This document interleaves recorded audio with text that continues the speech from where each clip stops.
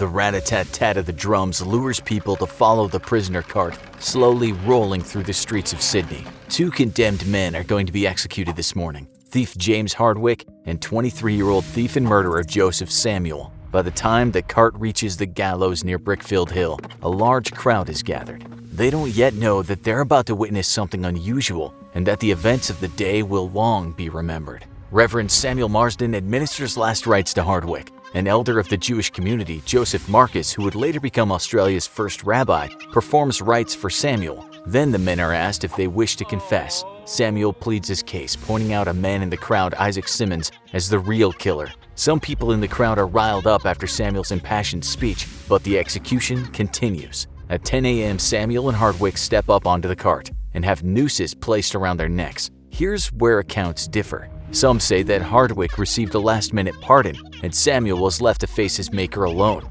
Others claim that Hardwick was indeed executed, and due to a bizarre twist of fate, he was the only one executed on this day. Either way, standing on the cart seconds from death, a terrified Samuel begins to quietly pray. The executioner slaps the horse's rump. The horse trots forward, and the cart pulls out from beneath Samuel's feet. In 1795, at age 15, Joseph Samuel was sentenced to 7 years of imprisonment for larceny in England. In 1801, he was transported to Australia to serve out the remainder of his sentence. Samuel was imprisoned in the penal settlement at Sydney Cove in the colony of New South Wales. In addition to the harsh security of the prison camp, it was purposely miles from out of town. The guards figured that if a man was able to escape, the hostile outback would take care of him before he could make his way back to civilization. However, Samuel did escape and survive. Eventually, he made it to Sydney and took up with a gang of thieves. On the night of August 25, 1803, they robbed the home of a wealthy woman, Mrs. Mary Breeze. Among other items, they stole 24 guineas and several silver dollars. A constable on patrol in the area, Joseph Lucker, investigated. The next morning, Constable Lucker was found stabbed to death, becoming the first police officer killed in the line of duty in Australia. The gang of thieves was quickly hunted down and captured. Samuel had some of the stolen coins in his pocket when he was arrested. Also, Mrs. Breeze identified him as one of the culprits. When interrogated, Samuel confessed the robbery, but claimed to have nothing to do with the murder. Still, he was tried and convicted. The other suspects were banished from the colonies or acquitted. Even though they were caught with blood on their clothes, 2 other suspects, Isaac Simmons and William Bladders, were acquitted due to insufficient evidence and their explanations. Simmons claimed that he was prone to nosebleeds, and Bladders said he had recently slaughtered a pig.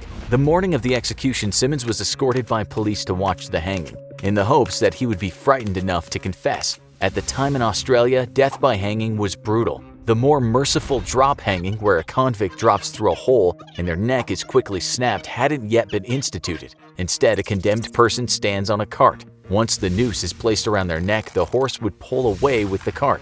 Thus, the condemned would be left dangling and slowly strangled to death. As Samuels gets up on the cart, he's scared. His accusation of Isaac Simmons has angered some in the crowd, but not stopped the proceedings as he'd hoped.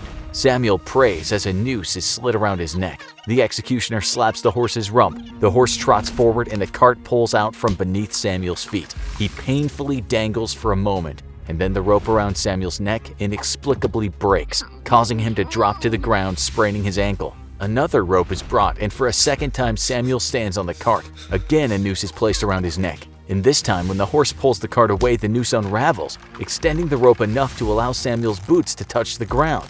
By now, the crowd is uneasy. Not only has this man passionately proclaimed his innocence, but mysteriously, twice now, the executioner has failed to kill him. Some people shout for Samuels to be released, claiming that divine intervention is saving him. Nevertheless, a third rope is fetched. This time, the authorities quickly inspect the rope before making a noose. It's a standard rope made of 5 thick cords of hemp. It should be able to hold around 1,000 pounds without breaking. For the third time, Samuel is placed on the cart, a noose around his neck. The horse is slapped and pulls the cart away. Incredibly, the rope breaks again. Samuel falls face first into the ground and is briefly knocked unconscious. By now, the crowd is rowdy. They clamor for Samuel to be released. The provost marshal orders the execution to be delayed and gallops off on horseback to report the unbelievable series of events to Governor King.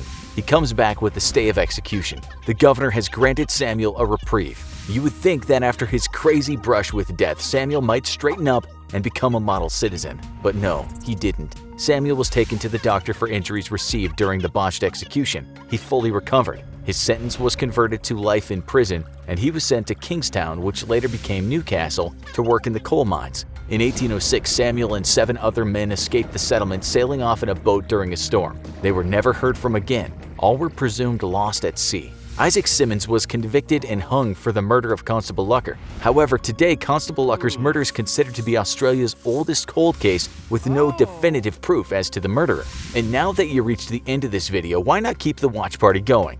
Go ahead and click on this other video over here, which is funny and informative, or this video over here, which is informative and, you guessed it, funny. Don't wait, click now. Click here for the wild story about another death row criminal who couldn't be executed. Check out the tale of these death row inmates who managed to escape before their executions.